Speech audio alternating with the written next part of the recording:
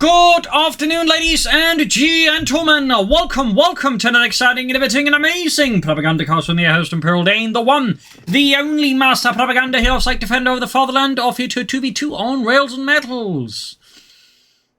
In the south, it is Fire&Terror and CasualBoy. Sounds like some really bad parody comic character. But anyways, fighting here for the German army, Deutschland. Here with the 116th Panzer Division with Luftwaffe Supply Doctrine Lightning War, Mechanized, German Infantry, Mechanized, and Jaeger Armour in the south, in the north. This Schießenkatze and Lord fighting here for British-American Task Force, the 3rd Armored Division backed up here by the 7th. We got Armour Company, Airborne, Heavy Cavalry, Commando, Rolling Engineer, and Vanguard, and we unsurprisingly get Airborne for Schießenkatze with Pathfinders, 50 cal paratroopers now, anti-tank gun, and P-47s. And as always, a big hearty thanks to my Patreon supporters. Without them and their contributions, the Propagandacast would not be possible. So consider supporting the war effort by pledging on Patreon or donating by PayPal, link in the description. Remember, with your support, we can overcome the enemy together, whoever the enemy is. And as you know, you can also pre-order Companies 3 if you're going to do that via the link in the comments. Use the code Coh2 as is written there, full caps. And find your comment, like, share, subscribe, press the bell button. So, rush here for the building. As you typically see here on Rails and Metals, it's always about rushing this. How to get to it first tends to make the map fairly repetitive, and particularly start on the eastern side of the map. One of the reasons why I'm not a huge fan of it. I imagine most other players really don't like playing on it.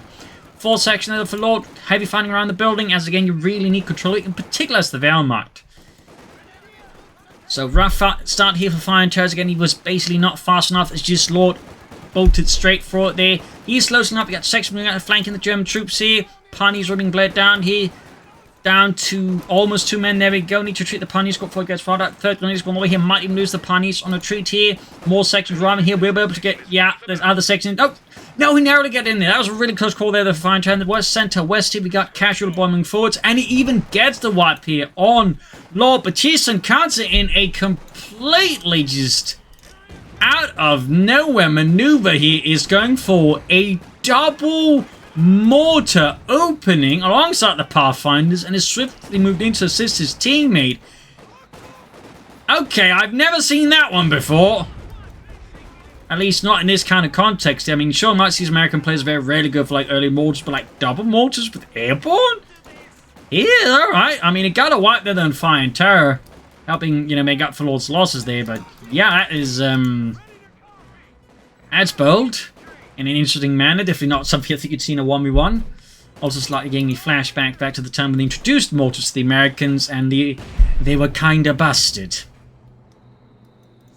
Anyways, Fire&Terror, they're taking up CasualBoy as well. They're no commander yet here for the German player. We got the mortar there, of course, steadily moving forward. But at this point, I think some more aggressive commander choice here from Fire&Terror and CasualBoy could perhaps hit back at this hard here.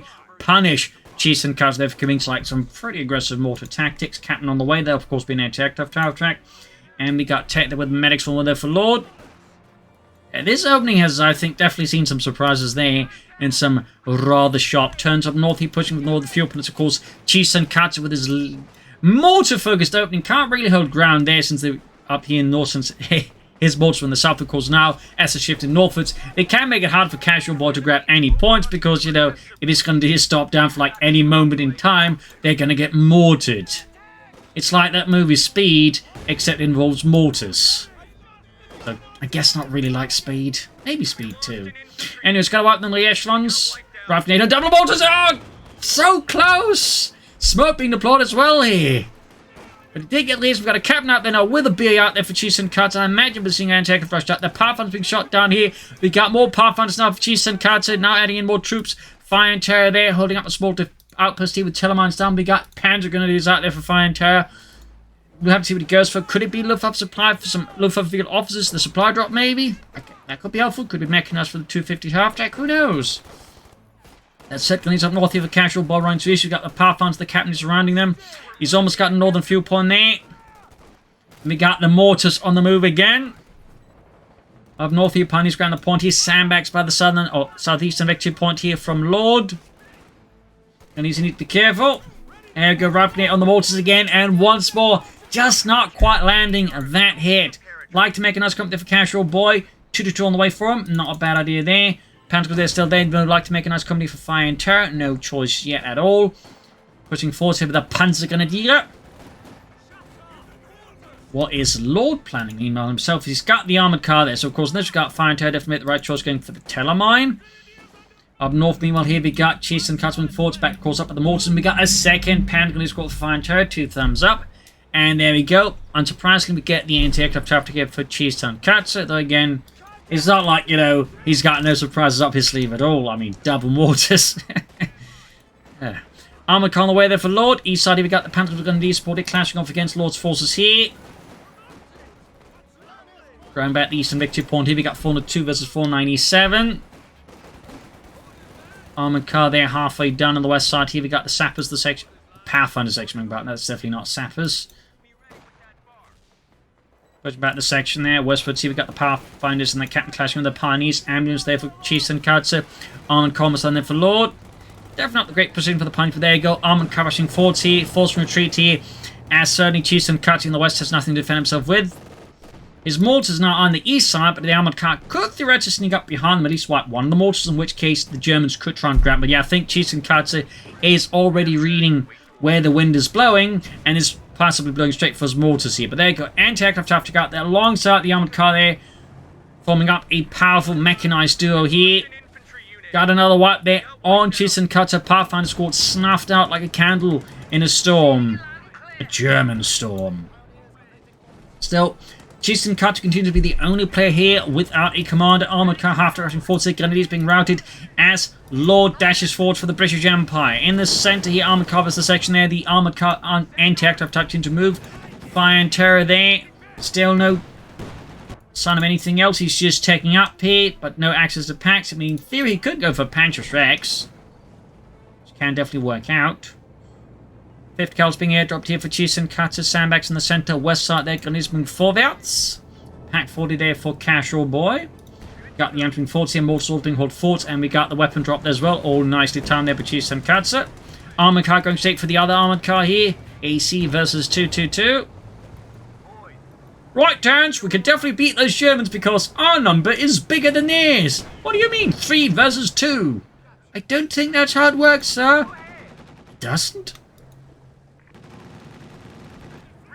And he's being hammered here with the half-track. And there you go, Fire and Terror finally commits to commander. It is Mechanized here with the command tank, Mechanized half, or 250 half-track, vehicle crew repair, spotting scopes, and the howitzer. A fast half-track could also be an interesting choice, considering he does have Panzergrenadiers. Like, Panzergrenadiers inside the half-track is pretty good. So theoretically, he could have gone for this sooner, but that's, of course, just my opinion. Particularly as the British player, like, you know, if you hadn't, since it hadn't actually gone for any early sappers, the half-track there would have been quite powerful for Fire and Terror. So, obviously, a lot of mind games, a lot of potential. So, I'm not saying he should have done it, and he's, you know, a silly Billy for not doing it, but, you know, it is a consideration that he could have, like, tried to rush it out there, since they can occasionally be quite effective as the British. Though, again, the British also know over the AC how to very quickly shut that down. So, I mean, that's obviously a big, fat counter-argument. And there you go, Lord here, Vanguard, featuring raid operations, gliders, vehicle crew repairs, crocodiles, and the strafing supporter. But on the west side here, we got the CasualBoy trying, I think, to bait the half against the Pack 40 here. 5th Cal setting up here as well. East side there, we got a lone Panzer now left to defend the entire eastern side here. For now, until Fire and Terror rushes forces forwards. We do have the Supreme Cop there. Punch here versus the Sappers. CasualBoy there. Casually not taking up as of yet. Something climbing there. We got claimed. We got a lot of beacons down here from Chiefs and Katsu, and we got the gliders down here. Slightly different airborne strand here in a sense. Though that said, the British did have paratroopers and they even had pathfinders for them. I guess they always just find British paratroopers too pedestrian and need to go for commandos, I guess.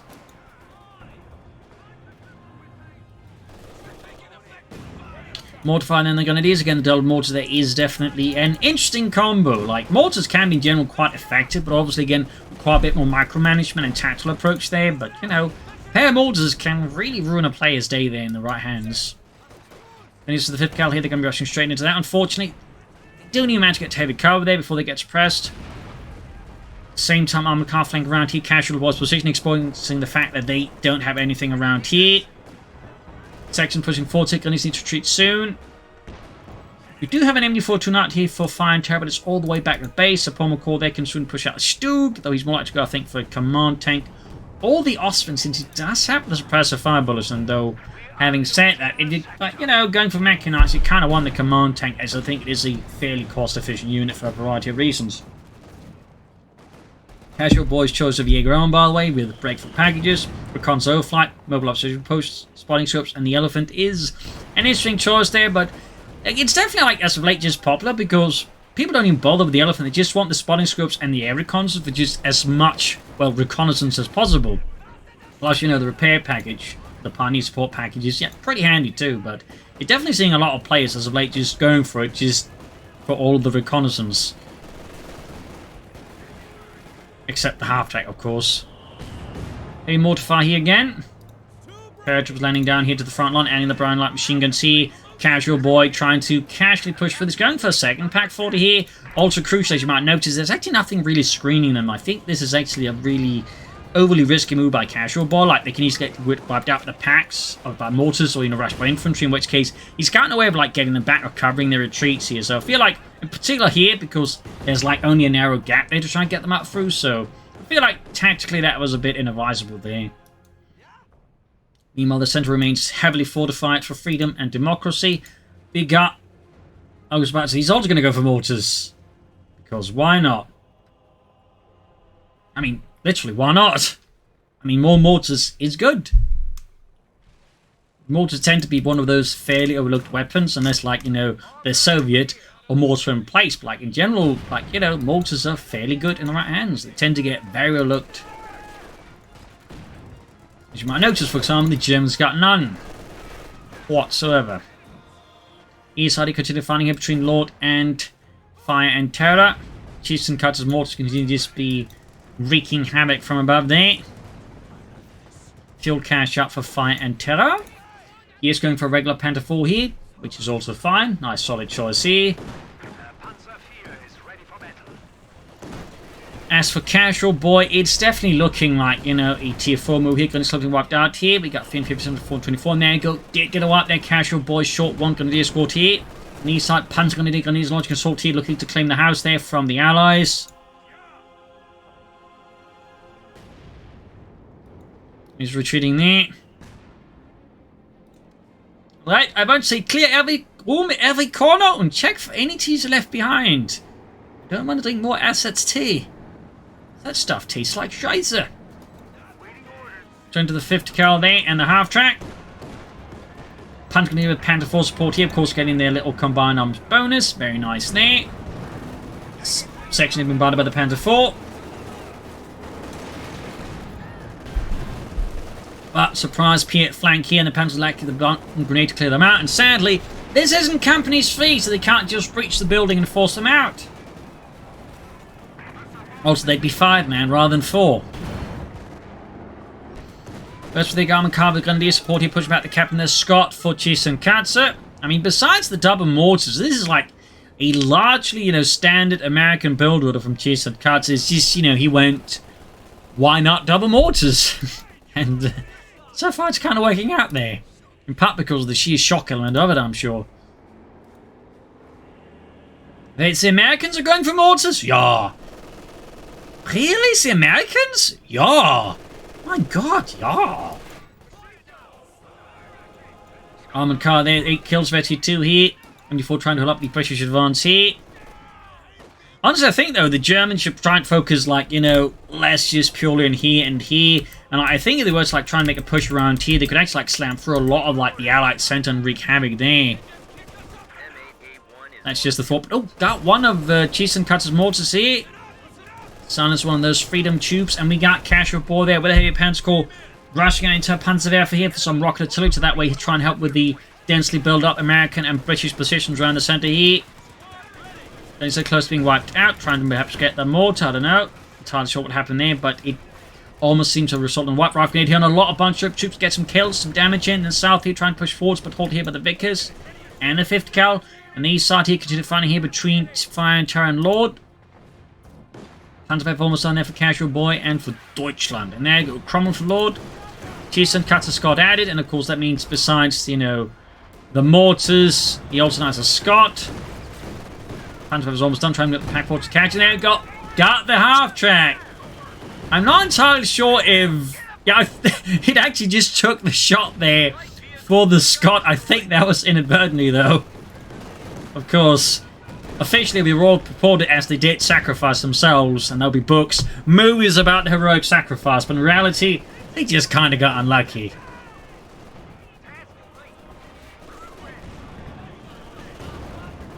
Panzer IV diving in here.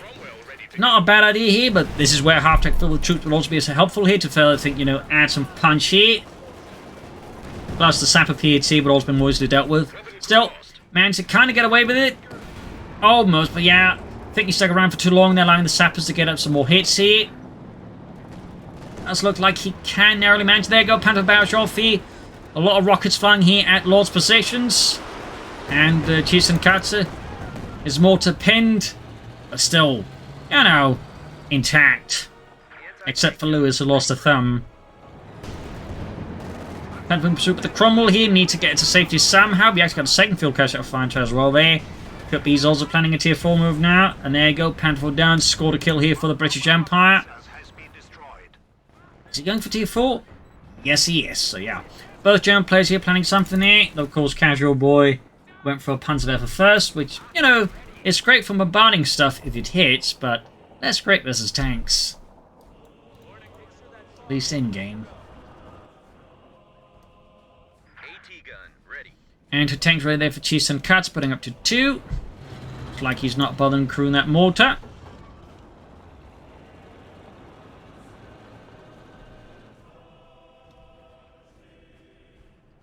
Panzer over there all the way back here. Heavy Panzer got there for Fire&Terror and for Deutschland.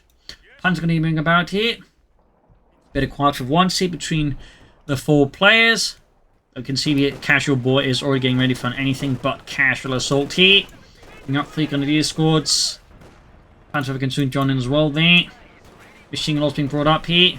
Character the captain dug in, got the 5th Cup providing support and the Scott here. So that said, I think this kind of assault here from CasualBoy is going to have to be called off quickly because he's going to, like, you know, suffer needless losses without really achieving anything.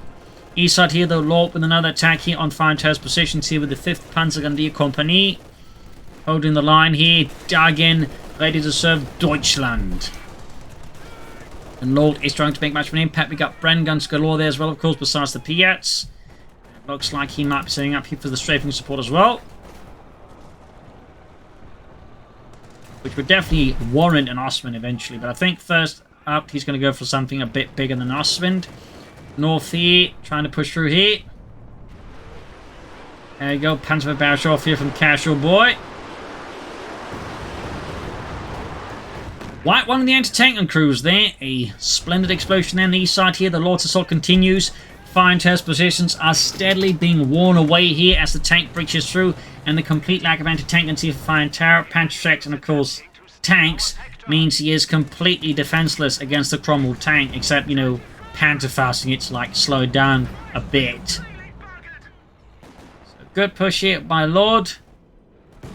It's obviously slightly undercut by the fact that just, you know, Fire&Terror didn't have anything to stop it with at all. Limits the overall threat there to the tank in question. Of course, in his memoirs, the tank commander, of course, the Germans had like 5 Panthers and 2 King Tigers defending the position, and they all withdrew before the, you know, fury of Captain Wilhelm Joyce Hammersmith. Or Will, because obviously you don't want to sound too German. Panther on the way to Fire&Terror.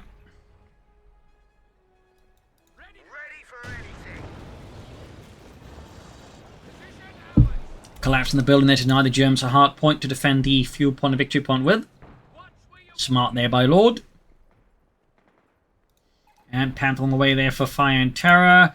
CasualBoy can soon go front as well. Of course, he could be planning an elephant, but that's going to still take forever to get there, and I think that'd be a really stupid thing to wait around for under current circumstances.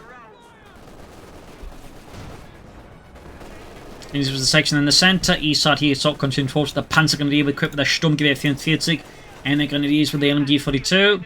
Technically could also been the MP43, which was largely the same as the Sturmgewehr. Basically just, there's some slight difference, including like, you know, being able to like actually like load up Kar-98K things like, you know, rifle grenades. And I believe the bayonet as well. You know, little fun fact there. No, not the bayonet, just, you know, stuff like rifle grenades. So, little side note there. And it's being routed here by the Cromwell and the anti-tank gun. See, blasting at the armored car here. Scott's there rolling forward here for Cheeston cuts it. Wreaking havoc on CasualBoy. He can go for the Panther now. Again, it is not impossible. He might be planning for the Panther. But again, under current circumstances, I think, you know, the 2.5 command points you'd have to wait out for, just for the Elephant. And the meanwhile, it's just going to be bleeding out a lot. Would make that a very, very awkward idea. We've got the Panther out there for Fire&Terror. We've got a Panther on the left for CasualBoy and the German army. Deutschland. Shoots. Doesn't quite hit there. East side here. He's being bombarded here by the mortars. Yeah. Mortar emplacements wall here, so. Now, Lord has his own mortars, though. He didn't go for the glider ones. You know, that's a slight shame. Slight shame. That would have been kind of neat. Like, you know, the mortar place was obviously good for use for reasons. Meanwhile, the Germans have gone for a howitzer, which is a bit bigger than a mortar. Just a bit. Panther with 2 kills so far. He's being pushed back here. Pushing up with the Panther against the sappers.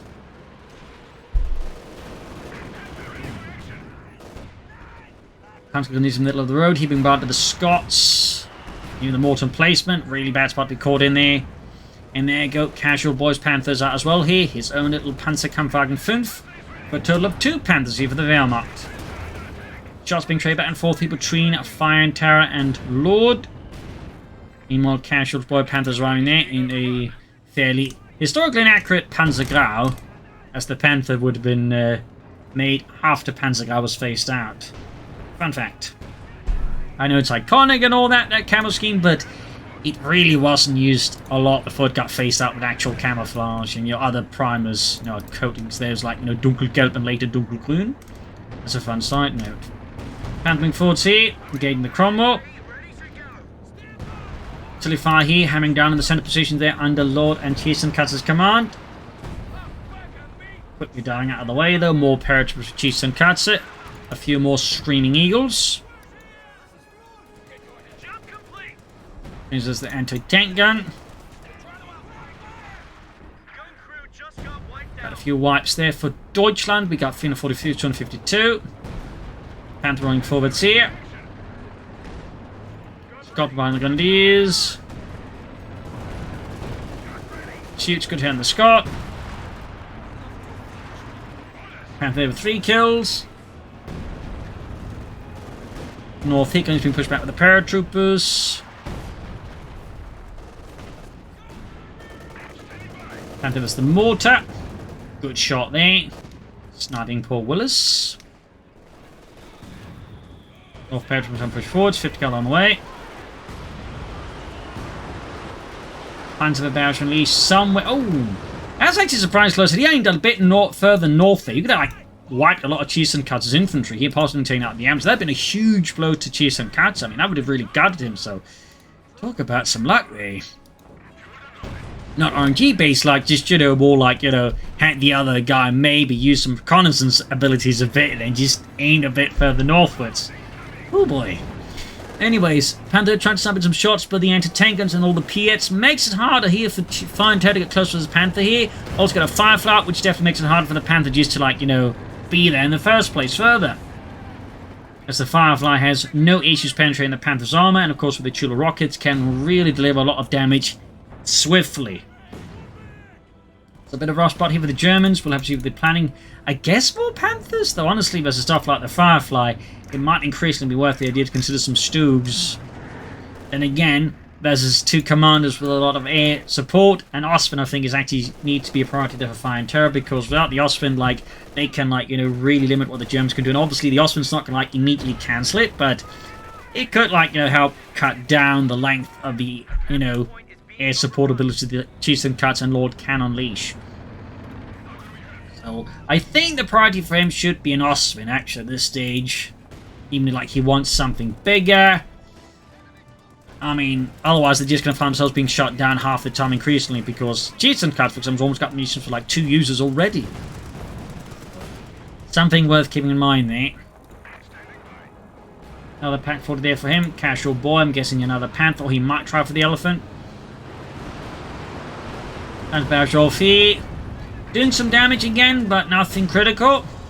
And despite him going for Jaeger Armour, we're not really seeing like much being used up. Oh, actually, no mind. He did go for the Pioneer support packs. There you go. Panther knocked out.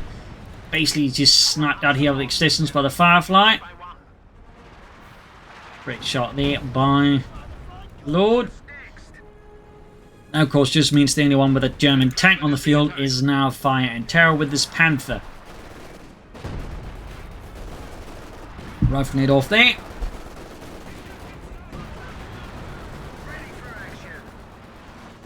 You start the ground point here. That was a pretty decent shot there from the house on the Firefly. Also, fun fact about the Firefly, but they actually normally apply a bit of attempt to camouflage length of barrel to just make it look shorter, because otherwise they get targeted by the Germans first. And the opposite knew Firefly was, you know, pretty bad news for their tanks. So, fun fact there. Jackson away there for Cheats and Katze. Lord with some commandos. It's going to certainly make things tough here for the Germans. Fire&Terror that looks like he's setting up for the Panthers for CasualBoy. It does look like an elephant now. Schwerer Panzerjäger. Machine they're being hammered into like a balloon by the Scots. That is definitely a grievous blow there to CasualBoy. As that removes another tool, he has to like deal with the infantry. Never mind, it's just the 2 Parasport light machines just able to wreak a lot of havoc here on CasualBoy. Panther barrage. Did some damage. Crews didn't wipe anything out here. Pioneers and send right alongside the gun of the East side, there, bit of skirmishing between Fire&Terror here and the Lord. Quick exchange of fire there. And of course the Firefly quick to respond as well, but getting hit here by the Pack 40. But now CasualBoy is pressing the west base. He seems to be like pushed off. He's got next to no units left. He can't really keep up defensive attacks. But again, I think he really should have considered some slightly different tactics over there. Jackson up for Cheats and Katze. Hard to fire here, but it is not really hitting anything this time around, it seems. Command tank up for Fire&Terror. I mean, that's not a bad idea either. Makes his Panther tough, obviously. It makes other units tough, and those squads equipped as the infantry, though. It's not going to help versus the enemy aircraft. It's, I think, also a concern there. But CasualBoy there continues power towards the Elephant.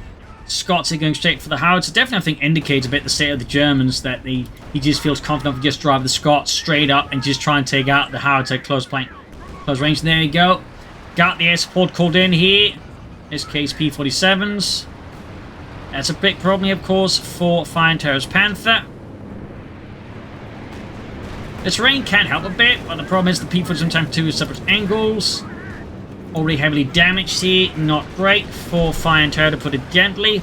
And we do get the Elephant now here for CasualBoy. But again, with so much air support, there we go. Panther knocked out here. Cromwell raced in. And looks like they actually managed to almost call in the strafing runs on the exact same spot. That's some impressive accuracy there, in a sense. Of course, just means like any German armor in that zone is pretty much doomed. Got the Jackson over the Elephant. Yeah, it's looking pretty rough here for the Reich. Pretty rough. There you go. Rockets at nauseam there being unleashed upon the Elephant. Got the command team moving forwards here for Fire&Terror. We got 377. Looking pretty awkward here for the Germans now. Pretty awkward.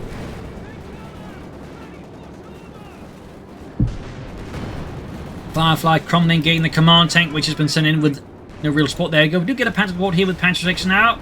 Obviously, feels less great. He has to sacrifice eventually 2 Panther Squad under that upgrade now. But at the same time, you know, if the situation demands, the opposite has to go for it. Now he lost his command tank as well, even just with infantry. Further, I think, adding to the current issues here for Fire&Terror. CasualBoy with his Elephant. We'll have to see if we can actually get anywhere with it. So first need to repair it. You can see the Fire&Terror's helping out there. Thumbs up. Overall looking pretty much like it's over here for the Germans at this point. They're still fighting, but the question is how much longer does their fighting spirit last against the Americans and the British combined. Ready for orders. There we go. Fire&Terror pops out. That we also get the other player popping out with that. GG, game over. A pretty violent 2v2, I think, was some big surprise again. Particularly that double mortar opening here from Cheese and Cuts, I think, was fairly novel. Not one I'd recommend for, like, the average player, but certainly one if you're definitely not expecting it and the player knows how to use them, can definitely be quite disruptive there.